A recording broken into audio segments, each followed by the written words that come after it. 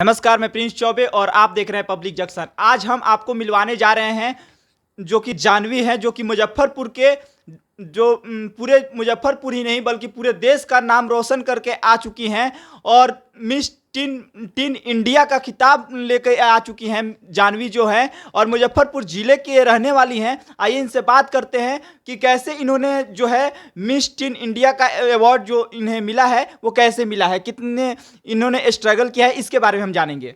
जी नमस्कार। सबसे पहले आपका नमस्कार। नमस्कार, मेरा नाम जानवी है। मैं 16 साल की हूँ और मैं Elle club viewers choice miss teen India 2022 हूँ और ये जर्नी काफ़ी अच्छी रही है, काफ़ी अच्छा लग रहा है जी। और ये जो आपने कब स्टार्ट किया था इसके लिए जो है मिस टीन इंडिया के लिए? इसी साल मार्च, आई गेस मार्च अप्रैल से।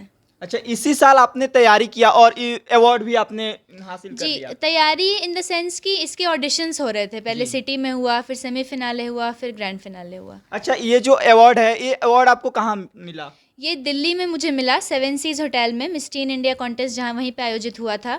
और जो ताज मुझे पहनाया गया था वो Tushar Kapoor sir, Sanjay Kapoor sir, Tannaz Irani ma'am, Pooja Banerjee ma'am, Ayub Khan sir, Shahbaz Khan sir, Sambita Bose ma'am, इन सब की मौजूदगी में पहनाया गया। आपको बता दें कि इनको जो ताज पहनाया गया वो कोई आम जगह नहीं था, वो आम हस्तियां नहीं थी बल्कि बहुत खास हस्तियां थी, और उन खास हस्तियों के बीच इनको वो खास लम्हा जो था काफ़ी बिजोड़ था। और वहाँ पे क्या आपके घर के लोग भी गए थे? जी हाँ, घर के लोग गए थे, मम्मी पापा भाई नानी अंकल सब लोग गए थे। जी, तो कैसा लगा जब आपको ताज पहनाया जा रहा था? सबसे पहले तो जब मेरा नाम अनाउंस किया गया कि कंटेस्टेंट नंबर 36, तो एक अलग सा ही जोश मैंने देखा जब मैं स्टेज पर आई। और अब जब मेरी नज़र पड़ी अपने माता पिता के ऊपर तो ये लोग डांस कर रहे थे खुशी से, ये सब ज़ोर से चिल्ला पड़े थे मेरा नाम सुन के।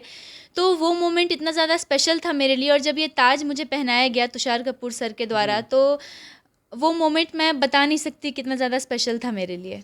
अच्छा जानवी, क्या आप आगे चल के क्या करना चाहते हैं? आगे मतलब बॉलीवुड में जाना चाहते हैं या हॉलीवुड में जाना चाहते हैं? क्या करना चाहते हैं आप? मेरा शुरू से एक टाइटल रहा है सोशल एक्ट्रेस का।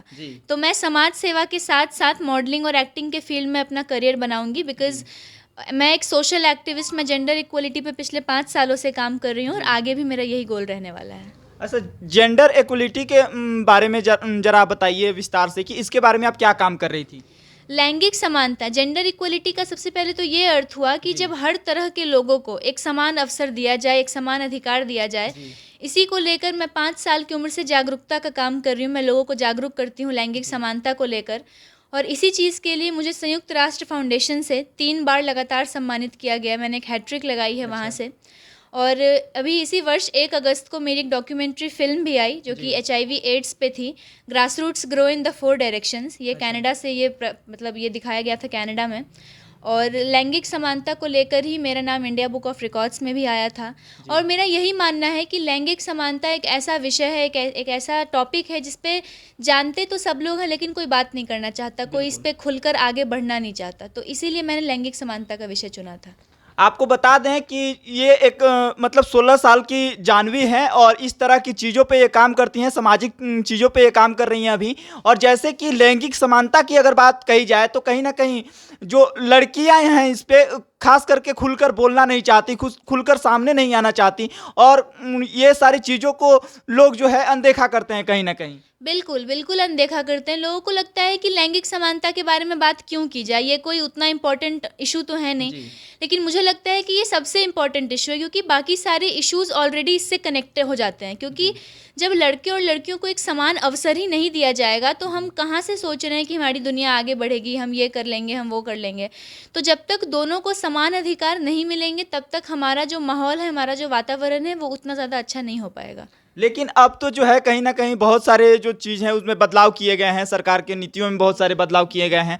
काफ़ी चीज़ें जो है वो समान से भी अधिक औरतों को दिया जा रहा है, लेडीज़ को दिया जा रहा है। इस पर आपका क्या कहना है? इस पर मेरा यही कहना है कि बिल्कुल सही किया जा रहा है सरकार के द्वारा, क्योंकि औरतों को शुरू से ही दबा के रखा गया है, उनको खुल के आगे बढ़ने का अवसर ही किसी ने नहीं दिया। तो अगर लोग इस पर ध्यान दे रहे हैं तो वो अच्छा कर रहे हैं, क्योंकि अभी जेंडर इक्वलिटी को लाने के लिए महिला सशक्तिकरण, वो महिलाओं पर काम करना बहुत आवश्यक है। क्योंकि जब तक हम उनको स्किल नहीं देंगे, जब तक हम उनको एजुकेशन नहीं देंगे, तब तक वो कैसे आगे बढ़ पाएंगी। तो ये सरकार काफ़ी अच्छा कर रही है।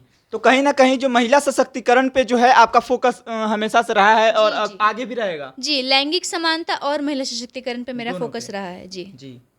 और सुने हैं कि आपने एक बुक भी लिखा है, उसके बारे में जरा बताइए। हाँ, तो पिछले वर्ष ही मेरी ये किताब प्रकाशित हुई है। इसका नाम है शीरोज़ ब्रेकिंग स्टीरियोटाइप्स। जी। तो इसका ये अर्थ हुआ कि जिस तरह से लड़कों का संबोधन हम लोग ही से करके हीरो कहते हैं, जी। तो मेरा मानना था कि लड़कियों को शी से शीरोज़ कहा जाए तो ये ज़्यादा उचित होगा।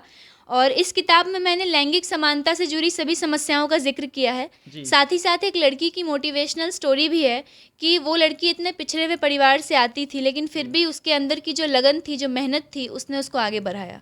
की लैंगिक समानता से फिर धीरे धीरे जैसे जैसे मेरी उम्र बढ़ी, मुझे और समझ आई दुनियादारी की, मैंने और कुछ देखा और कुछ सीखा, और वैसे ही मेरे सेक्टर्स आगे बढ़ते गए। और मॉडलिंग और एक्टिंग तो अभी अचानक से मेरा मन किया कि मैं एक ऐसे किसी कॉन्टेस्ट में पार्टिसिपेट करके देखूं। तो आपने एकाएक पार्टिसिपेट किया और विनर बन गई। जी, विनर बन गई। बस माता रानी का आशीर्वाद था, माँ बाप का साथ था कि इतना बड़ा मुकाम मुझे मिला। विनर बन के आपको कैसा लगा? जब मुजफ्फरपुर आप अपने सिटी में आए तो कैसा आपको स्वागत कैसा हुआ यहाँ पे? बहुत अच्छा स्वागत हुआ मेरा। मुझे वो मालाएं पहनाई गई, मुझे बुकेज दिए गए, मुझे आशीर्वाद मिला सब लोगों का। सबसे बड़ी चीज़ मेरे लिए आशीर्वाद होती है। जी। जब मैं वापस अपने शहर आई तो इतना ज़्यादा प्यार मैंने देखा लोगों का अपने लिए, इतना ज़्यादा वो प्राउड फील कर रहे थे मुझको लेके कि वो देखकर मुझे लगा कि नहीं, मेरा मेरा जो ये सफ़र था, जो इतना चैलेंजिंग था, आज वो सफल हो गया जब मैंने लोगों के चेहरे पर वो मुस्कुराहट देखी।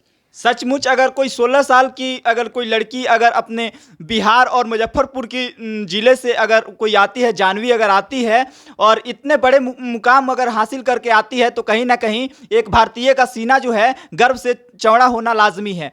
तो जो जानवी है वो काफ़ी एक अलग अंदाज है इनका और काफ़ी एक अलग सोच रखती हैं। अन्य जो लड़कियां हैं, बहुत सारी लड़कियां हैं जो खुलकर इन सारी चीज़ों पे बात तो दूर मतलब कि सामने तक नहीं आती हैं, कैमरे के सामने आने से भी इतराती हैं लोग। मैं यही कहूँगी कि ज़रूरी नहीं है कि हर किसी को आगे बढ़ने के लिए, हर किसी को कुछ ना कुछ अच्छा करने के लिए वो लाइमलाइट में आना पड़े, वो कैमरे के सामने आना पड़े। आप जिस भी फील्ड में अपना सपना देख रहे हैं, आप जिस भी फील्ड में अपना गोल बना रहे हैं, चाहे वो स्पोर्ट्स हो, चाहे वो पढ़ाई हो, चाहे डांसिंग, एक्टिंग, सिंगिंग, जो भी आपका सपना है, उसको लेकर काम करें और इस चीज़ की चिंता छोड़ दें कि दुनिया वाले क्या कहेंगे। हमेशा अपने ऊपर ध्यान दें और आगे बढ़ें। अच्छा जानवी, हम ये जानना चाहते हैं कि आपकी स्कूलिंग कहाँ से हुई है? मेरी स्कूलिंग मैंने 10th किया है शेमफोर्ड फ्यूचरिस्टिक स्कूल से। अभी मैं क्लास 12th में हूँ, सुशांत पब्लिक स्कूल की स्टूडेंट हूँ। यहीं मुजफ्फरपुर से ही पढ़ाई करते जी हैं? जी, मुजफ्फरपुर से। देख लीजिए आप लोग, यही मुजफ्फरपुर की रहने वाली और मुजफ्फरपुर में ही पढ़ने वाली ये जानवी हैं और यहीं से उन्होंने दिल्ली तक का सफ़र तय कर लिया है और बहुत कम ही दिनों में लगता है कि मुंबई तक का सफ़र ये तय करेंगी। ऐसा लगता है आपको? अगर मुझे ऐसी कोई अपॉर्चुनिटी मिलती है वहाँ से तो मैं ज़रूर ट्राई करूँगी उसमें। मतलब कि सपना है मुंबई जाने का? सपना तो मैंने अमेरिका तक जाने का देखा है और वो भी कहीं ना कहीं मैंने पूरा किया है। तो मुंबई तो फिर भी है, लेकिन अगर उस फील्ड में जाने की बात करें, एक्टिंग, मॉडलिंग में, तो मैं उसको ज़रूर पूरा करूँगी। जी, तो बहुत बहुत धन्यवाद और बहुत बहुत धन्यवाद कि आपने पब्लिक जंक्शन पे इतना टाइम दिया। थैंक और यू, बहुत थैंक बहुत यू। बधाई आपको। चलिए।